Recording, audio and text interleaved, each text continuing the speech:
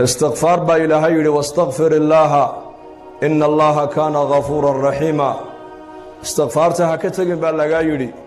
إله آد بريسا نر والبا آد نقونيسا حقيسا والله دافد بدن ونحريس بدن ويان أدعوني أستجب لكم با إلهي يري إبويديست أنيقو إبريا أنيقو نوانينيقا أجيب يا دعاديني لئن شكرتم لأزيدنكم حدا نعمتي إذا يقول شكر دان با إلهي يري أنيقو نوانيني بيرنيا dembiilaataho mar walba dembi uu kaa soo dhacaya marka istighfaarta ha ka tagin mar walba waxaa tahay mid baahan baahidaada ilaahay u sheego ilaahay bari oo saacadaha ducada la aqbalee ducada ilaahay aqbalo ee axaadiista nebigeena calayhi salaatu wasalaam nebigu noogu sheegay xilliga ilaahay bari oo baahidaada ilaahay u sheego salaada markii laga baxa ducada waa la aqbalaa roobku markuu da'ayo ducada waa la aqbalaa maalinta jumcada saacata alijaaba ku jirta habeen walba waxa uu nebigu noo sheegay inay ku jirto saacad ilaahay tabaaraka wa tacaala uu ducada aqbalayo uu leeyahay ayaa waxay weydiisanaya hansiiye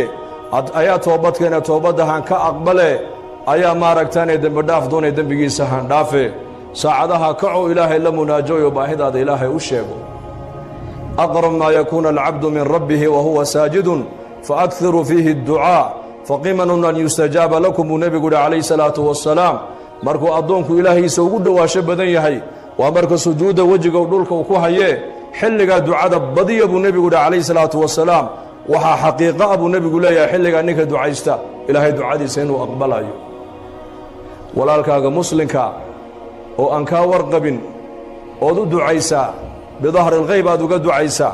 ودي إلهي إيمان ويديسا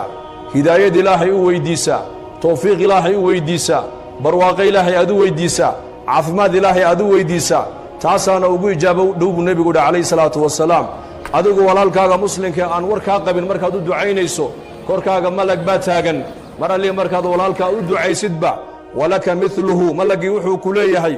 aamin ilaahu ducada aqbal walaka mithluhu adiguna waxaad walaalka aad u tiri adigana annaka ku nidhiya aamin dhabu ku leeyahay malagu ducadaadaas adiga in la aqbalayo ilaahay baa garan laakiin ducada malag waa mustajaabo weeyaan markaad walaalkaaga muslimka isagoon kaa warqabin aad u ducaysid waxaad walaalka ilaahay aad u weydiisid adigana malag baa ducada tul lamida kula dul taagan oo ilaahay kuu baryaya tadcuunii astajib lakum ibarya baa ilaahay ku leeyahay ducadiina waan aqbaliye marka ducana ta ugu fadli badan buu nebigu calayhi salaatu wasalaam waa inaad tidhaahdid alxamdu lilaahi rabbi alcaalamiin